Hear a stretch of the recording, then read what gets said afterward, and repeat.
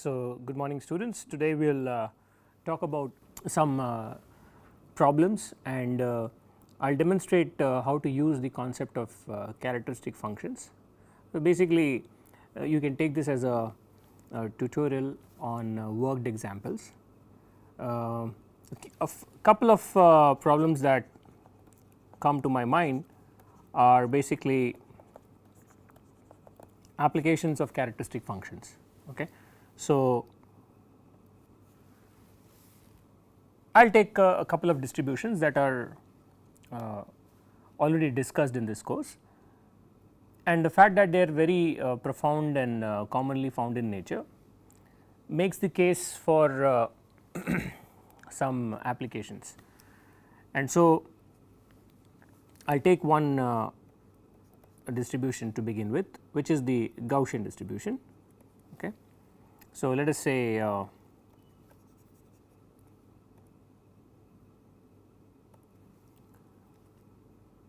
take x to be distributed as a Gaussian,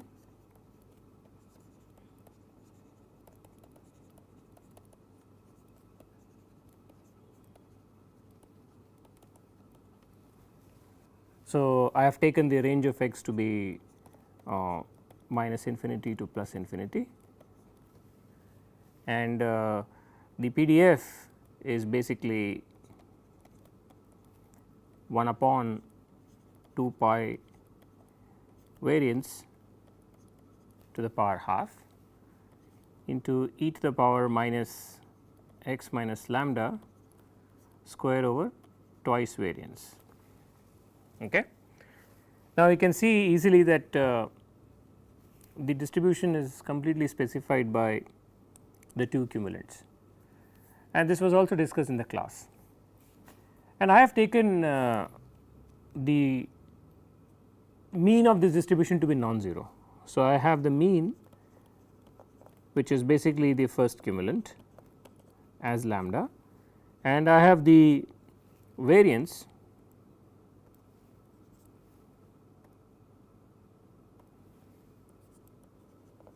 as sigma square. So, the first two cumulants are already known to me, all right. And if you are interested in computing the moments, let us say your task is to compute the third moment. Okay. Then there are three ways of doing it, at least the three easy ways of doing it, but they all take different amount of effort. So, I will list the efforts in the order of descending order of descending amount of effort.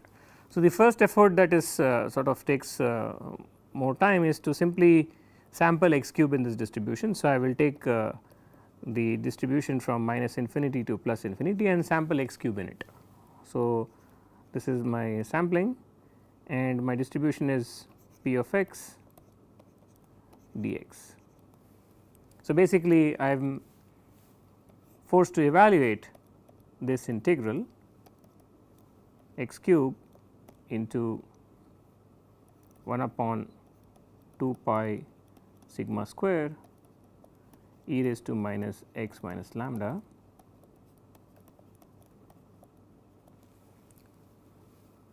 you can solve this integral by a simple variable translation. So, if you put x minus lambda as some u, then your x cube becomes u plus lambda the whole cube, and you simply expand it in a polynomial. You will have three terms. You will have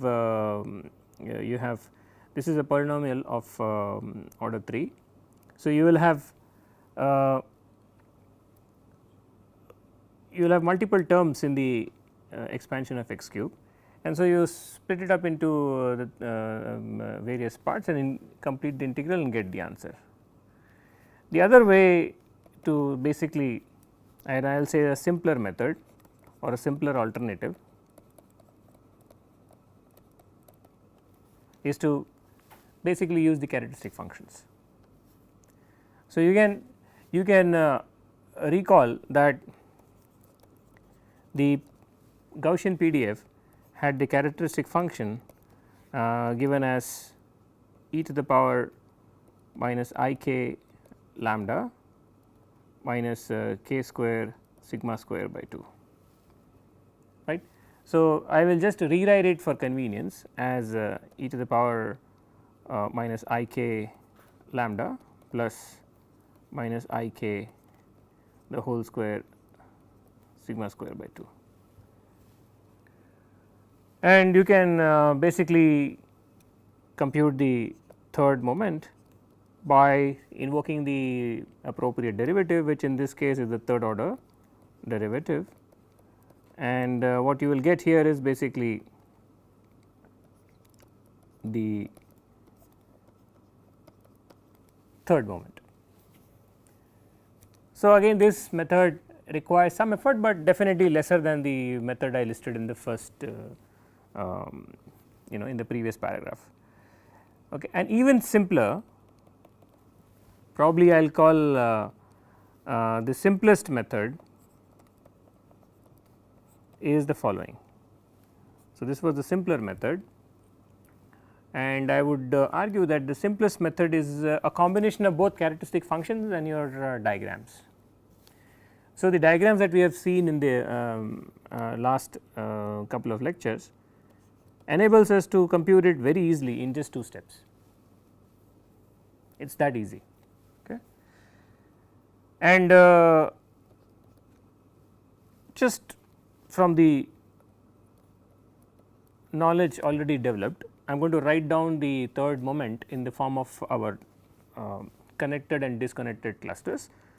So, I have third moment. So, I will put 3 points, and by our logic of the fact that whenever you connect n points, it is a cumulant of that order, and if you disconnect n points, then it is the moment raised to that order.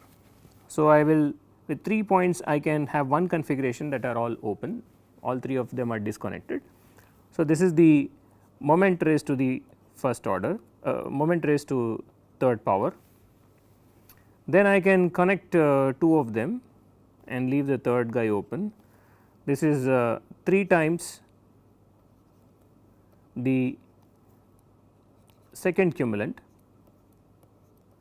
into the first moment, and that is it.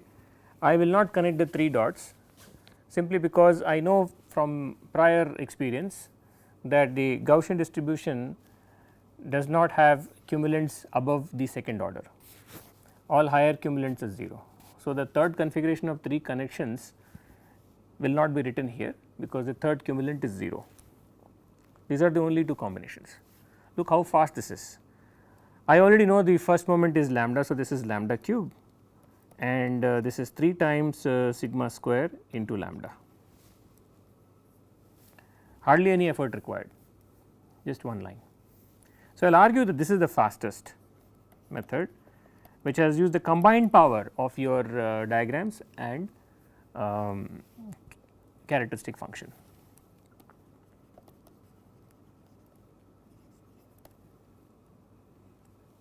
Fine. So, then if you want to read more about these diagrams, the only thing I would say here is that the diagrams can be easily computed by 2 expressions that we have already discussed.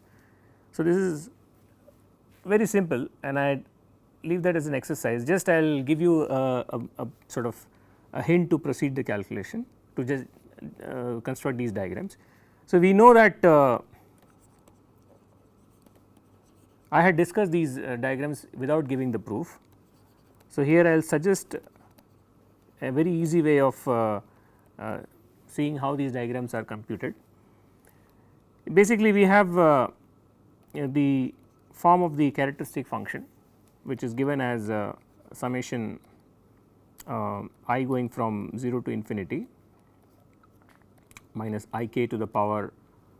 So, I will take summation n going from 0 to infinity, just because we have a complex I already sitting inside.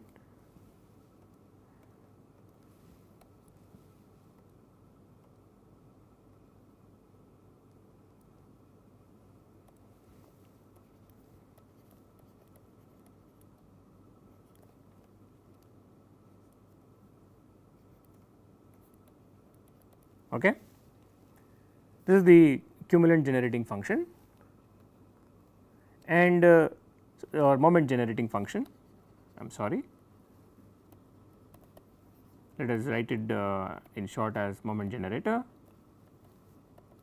or the characteristic function. We also have the cumulant generating function which is ln of this, and this was written as n going from 1 to infinity minus I k to the power n, the nth cumulant over n factorial. So, let us call this as the cumulant generator.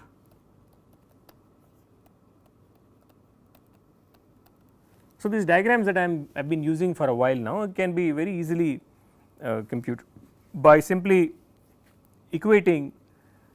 So, from this I can say that, from this expression I can say that P of k is nothing but e raised to summation n going from 1 to infinity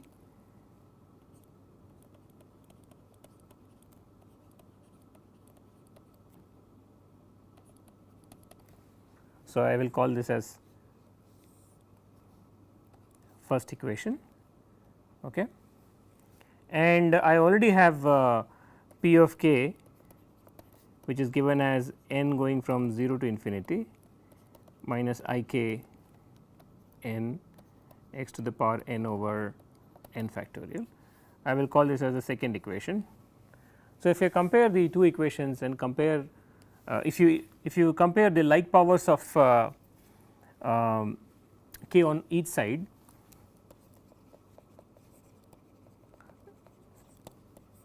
you will get this formula of diagrams.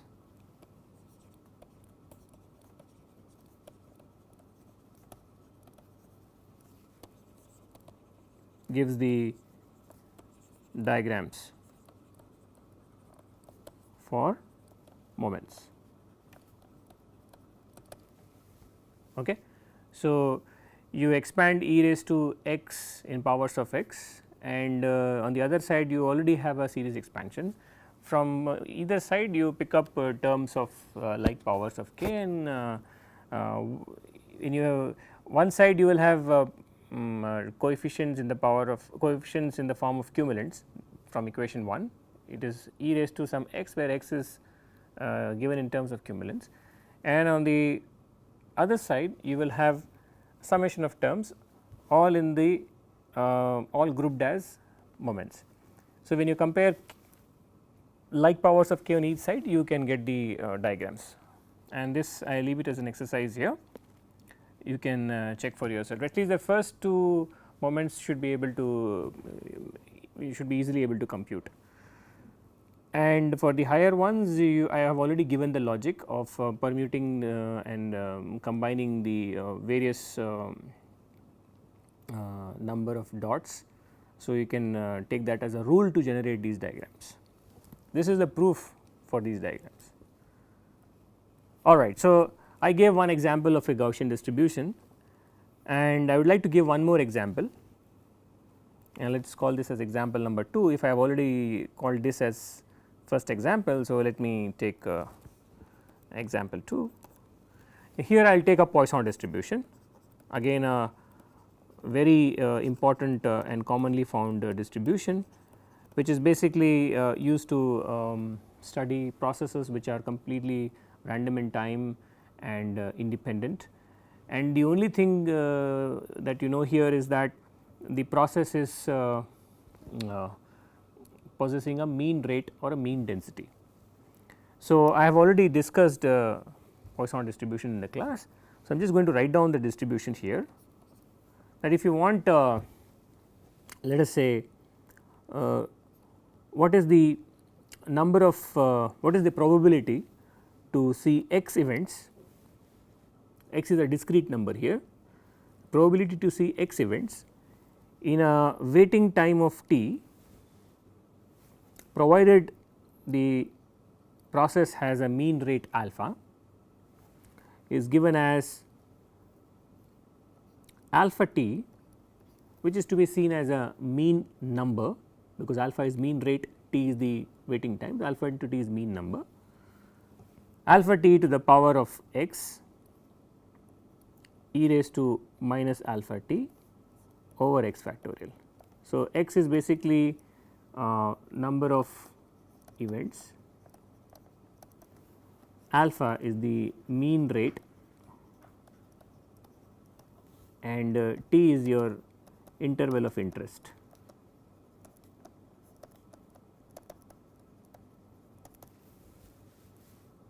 Interval of interest.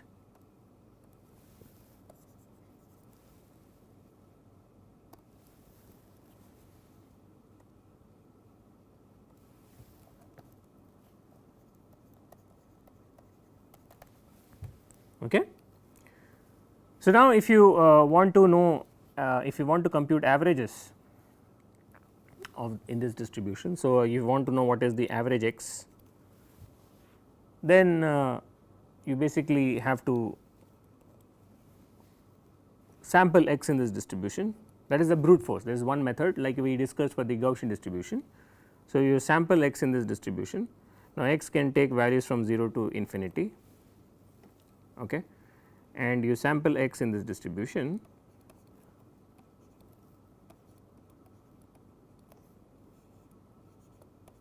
This will give you mean x, and this will require some effort. So, we can show that there is some effort, not much, but there is some effort. So, you can compute this very easily by some manipulation. So, what I will do is I will use the fact that the Poisson PDF has is a well behaved PDF. So, the norm of the PDF, which is 1, is nothing but summation over all x going from 0 to infinity alpha t to the power x e raised to minus alpha t over x factorial. This is 1, because the total probability of all inclusive should be 1. You have definitely some events. Okay. So, I can write my first moment as simply, just rewrite it as, I will write an alpha t outside, because this is a constant, alpha is a constant, t is a constant, does not depend on x. So, I multiply it by alpha and look what this does. To accommodate the multiplication by alpha, I have just taken the power here as x minus 1 e raised to minus alpha t over x factorial. Okay. Now, this is nothing but I can write it as a derivative, okay, 1 upon x factorial into derivative of, and derivative with respect to alpha t of alpha t to the power x into e raised to minus alpha t. But I need to subtract something, because this is a derivative of product. So, by chain rule I will have 2 terms here. So, this is basically I need to subtract or add basically e to the power minus alpha t into alpha t to the power x. Okay. So, if you like, I can keep this thing inside a curly brace, right. Now, you can see that the summation going from 0 to infinity 1 by x factorial into the second term inside the square brace is nothing but 1, because that is the total probability. So, I will write it as alpha t into summation. So, what I am going to do here is basically just to rewrite the things. So, let us keep the alpha t outside, and I am going to take d over d alpha t outside, because alpha t and x are independent, and I will say x going from 0 to infinity 1 upon x factorial into alpha t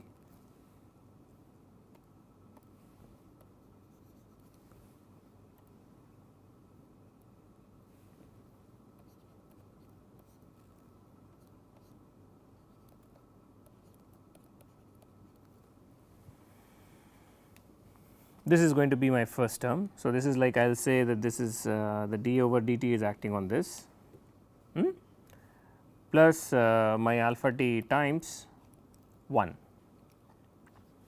Okay. So, then this is nothing but so this will basically go to 0, because d by dt of 1 is 0. The bracketed term is 1, that is the norm of the PDF. So, derivative of 1 is 0. So, I just get an alpha t here. So, you can see there was some effort required to compute the second moment. Some more effort is required, slightly more, I would say substantially more, very tedious very straightforward calculation, slightly tedious. So, I will say that by the same logic, this is nothing but x going from 0 to infinity x squared alpha t to the power x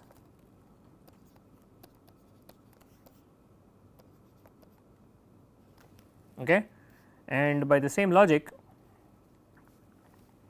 as before, and this is purely a straightforward calculation. I am not going to complete this. I am just going to show that this is time consuming. Okay. So, may not be very I do not encourage you to follow this route. So, what you can do is just write down x square as x into x minus 1 okay, into alpha t to the power x e raised to minus alpha t over x factorial. Naturally, I have subtracted x times the whole distribution. So, I need to add something here. So, I am going to add x times alpha t to the power x e raised to minus alpha t over x factorial okay, and the entire thing here is under summation. I have subtracted something and I have added it back. And now to the first term I am going to do something. So, what I will do is basically I will just multiply alpha t the whole square, and the first term becomes summation x going from 0 to infinity x into x minus 1 into alpha t x minus 2 e raised to minus alpha t over x factorial plus summation x going from 0 to infinity x alpha t x e raised to minus alpha t over x factorial. All right. So, summation goes in both the terms. Now, this is already known to me, the second term is already known to me, that is nothing but the first moment, which is computed as alpha t, it is already pre-computed. So, what I am going to do with the first term is just a small manipulation here. I am not going to complete the calculation because this is tedious and does not prove beyond a point, is basically I am going to write this as second derivative with respect to alpha t of our PDF, which is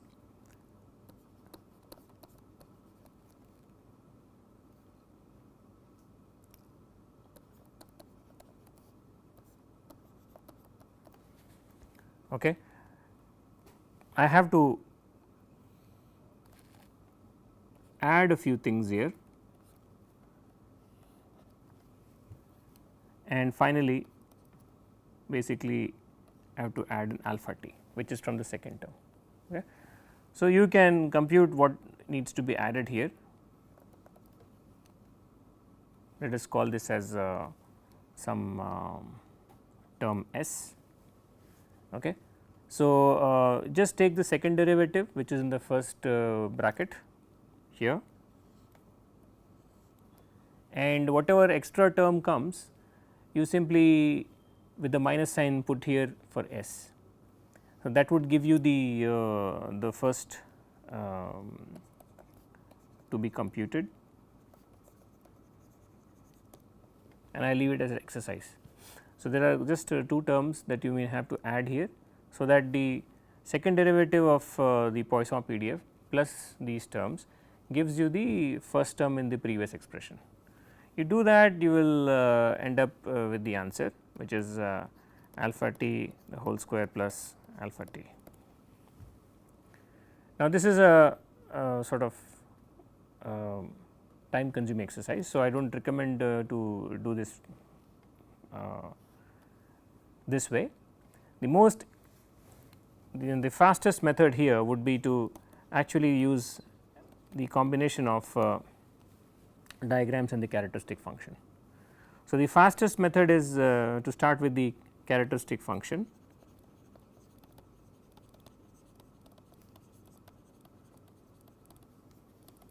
which is the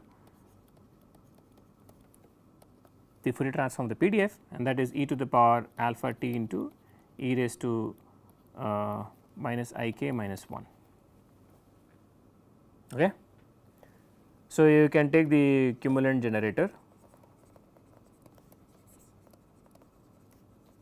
In fact, if you know the cumulant generator, you can directly write it, which is just alpha t into, and here we see an important thing. The fact that the cumulant generator has this form, all cumulants of arbitrary order are nothing but just alpha t.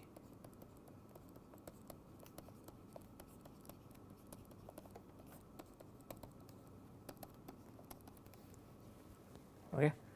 So, when that happens, I can compute any moment using this the cumulants, and all cumulants are just alpha t. So, suppose I want to have the second moment which I have just computed here, this guy. Okay. I will check it here. So, by my knowledge of the diagrams, okay, that I have just explained a little while ago, the only combination I see is basically leaving them open and connecting them. So, when you leave them open, it is the moment raised to that order, and when you have connected them, it is the cumulant of that order. Okay. Now, I have just said that all cumulants are alpha t. So, this gives me nothing but alpha t the whole square plus alpha t, precisely what I had written. It is just a 3 line problem if you combine the powerful method of diagrams and the characteristic function, and I encourage you to at least first try it out on problems that you are attacking before you use the traditional methods. Use traditional methods only if due to some mathematical problems, such as if a characteristic function depends on mod of k, then certainly you can't take the derivative at origin, because mod k is not differentiable at origin, it is continuous but not differentiable. So, when this method does not work, resort to traditional methods. If the method works, I would highly recommend using characteristic function. And the last problem that I would like to bring it up is basically the following. You know how averages of a random variable behave. For example, knowing how averages of x behave, the question is, can you compute the PDF?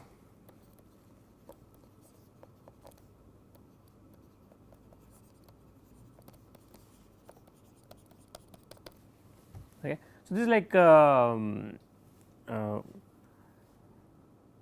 going in the reverse direction. We have always taken a PDF and computed averages. This time we are reversing the problem, that I know how averages of a random variable are behaving. Can you give me the PDF in which the variable is distributed? This problem has interesting applications if you know, for example, how if you do not know the form of a signal, but you know basically the averages and the the cumulants of a signal, then you can actually compute the waveform. So, I would like to take one example of a random variable which is the distribution unknown. So, I will say that the unknown distribution is p of x, and I will simply take the moments that are known and I will take a form of it. Suppose the moments are n factorial. We are taking an example. Okay. I know the moments are n factorial. So, what is the PDF? Now, if you have taken the first few assignments seriously, you may already be in a position to tell what is the PDF, but I am not going to disclose it here. It will be revealed to you at the end of the exercise. Okay. So, let us chase the PDF. All right. So, now I can start with the characteristic function, which is a very important feature. By now, you should know that we absolutely this function has a very important place in the probability theory, and so I am going to start with the characteristic function, which I know is basically the expectation value of the complex exponential, and here the averages are angular braces are basically the averages in the x space. So, this is nothing but summation n going from 0 to infinity minus I k to the power n nth moment over n factorial. Now, I have already given the averages. So, the nth averages are distributed as n factorial. So, this is going to be nothing but just n going from 0 to infinity minus I k to the power n. Now, you can easily see that this is a geometric series with a common ratio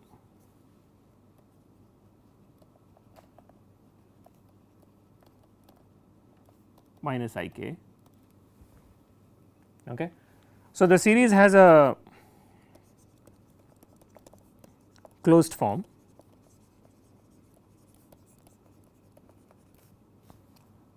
and the closed form is given as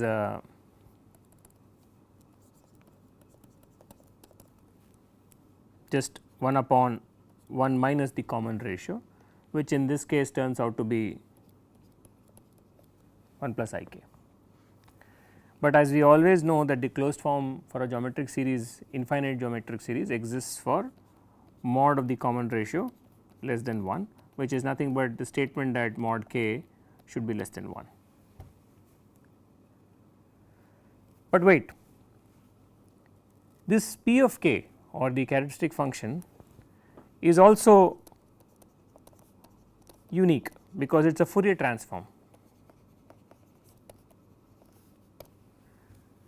which means p of k has the same form outside the circle of convergence. It is a geometric series that converges to 1 upon 1 plus I k. Okay. P of k applies everywhere. It is like saying 1 upon 1 minus I 1 upon 1 minus x. This exists for both x less than 1 or x greater than 1. Okay. For x less than 1, it has a form which is summation n going from 0 to infinity x to the power n. So, once you have arrived at a closed form and you know that this closed form is nothing but a Fourier transform, and by the property of Fourier transform that it is a unique function of k, it must assume the same form outside the circle of convergence. Okay. So, I do not care about the fact that the geometric series does not exist. Well, I do not want the geometric series specifically, I want the characteristic function, and that I know exists everywhere and it has a unique form. So, we can bypass all these limitations and take 1 upon 1 plus I k as the unique form of characteristic function everywhere, even outside the radius of convergence. Now, the characteristic function is available. The next stop is just to take a inverse Fourier transform, which is basically 1 upon 2 pi. In the way I have defined my Fourier transform, the inverse transform is nothing but k going from minus infinity to plus infinity. My PDF, my Fourier transform, which is 1 plus I k and e to the power I k x d k. This is the inverse Fourier transform of my PDF.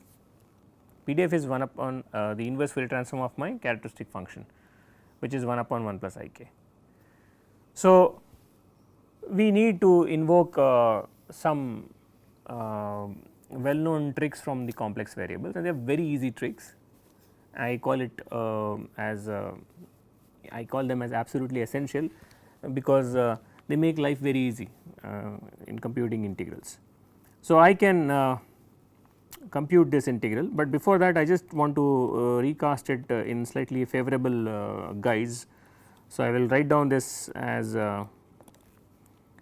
k going from minus infinity to plus infinity e to the power I k x. So, I have just pulled out, if you have noticed, I have pulled out a I in the denominator outside, and I will write it as k minus I. Okay. So, now this is the integral that I am chasing. Okay. So, what I will do is I will construct some new integral in the complex plane. This is a contour integral. So, construct a contour integral which is different from our p of x. Okay.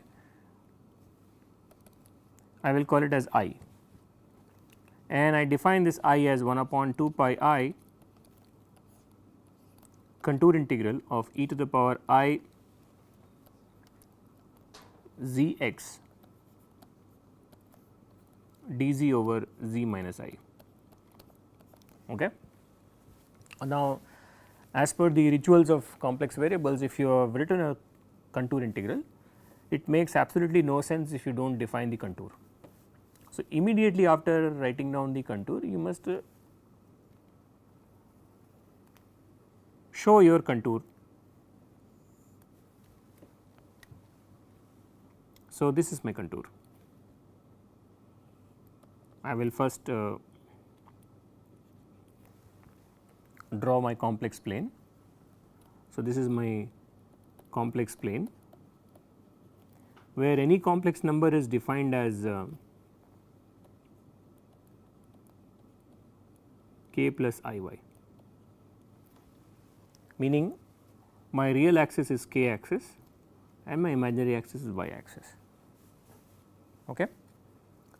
And the function e to the power I z x upon z minus I has a pole at z equals to I. Okay. And I need to show a contour here. So, I am going to show a contour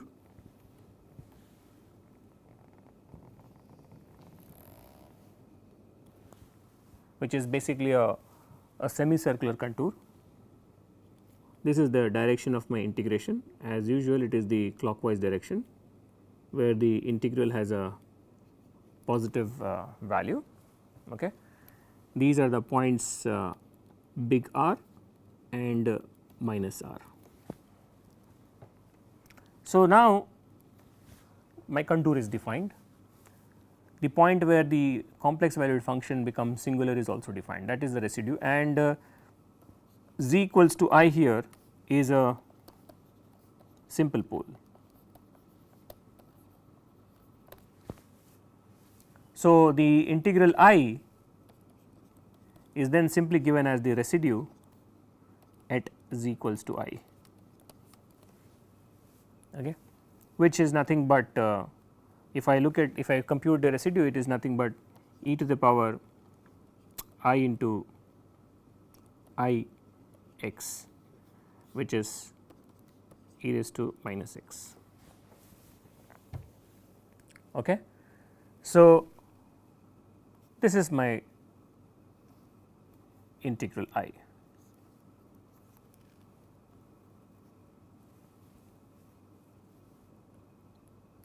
Now, I can also write down my integral I.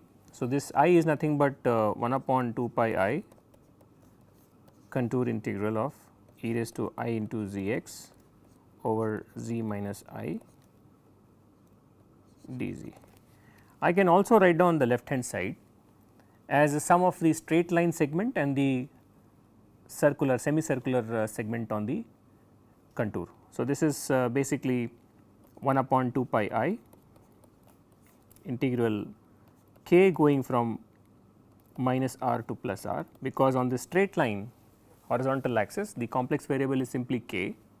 So, it becomes I k x dk over k minus I, plus I need to add the semicircular part, which is theta going from 0 to pi, and I have to take a 1 upon 2 pi I outside. On the circular semicircular contour, the complex variable is basically z equals to r e raised to I theta, because on the circle the magnitude does not vary, r remains constant, it is only the theta that goes between 0 and pi. So, this is nothing but e raised to I r I theta into x I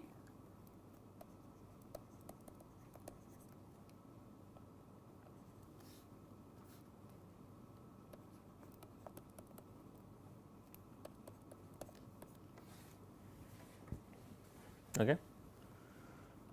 So, now you can see a couple of things can be done here. So, let me just pull this slightly towards the bottom.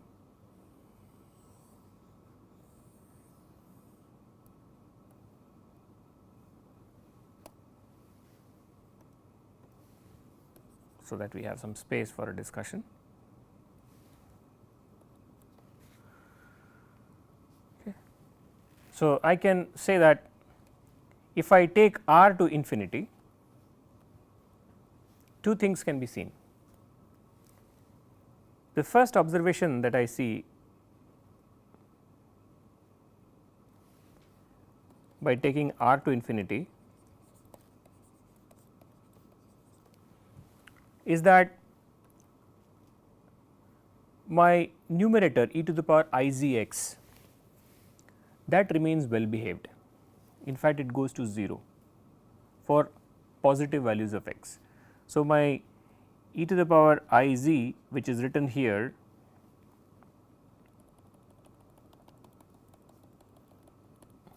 is basically I z x, which is nothing but e to the power I r e raised to I theta x. This can be written as I r cos theta into x into e raised to minus r sin theta into x. Now, as r goes to infinity, for positive x, this will go to 0, okay, because sin theta remains positive in the first and the second quadrant, right. So, this integral is well behaved, the residue still applies here, okay. The function remains analytic all the way to infinity. So, I can write down the residue, which is e raised to minus x, as nothing but my first integral, which is 1 upon 2 pi I integral k going from minus infinity to plus infinity. I have taken r to infinity e to the power I k x dk over k minus I. The second part basically is 0, because I have just shown that the numerator goes as e raised to minus r sin theta x, and that goes to 0. All other features such as r upon r goes as 1. Okay.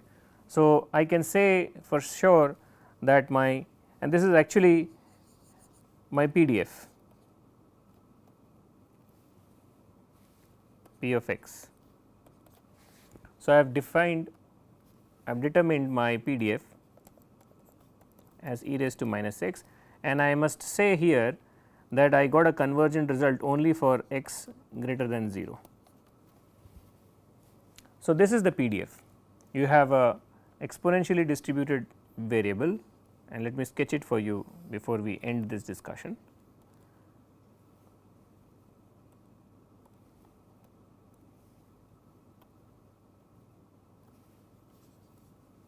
This is a p of x.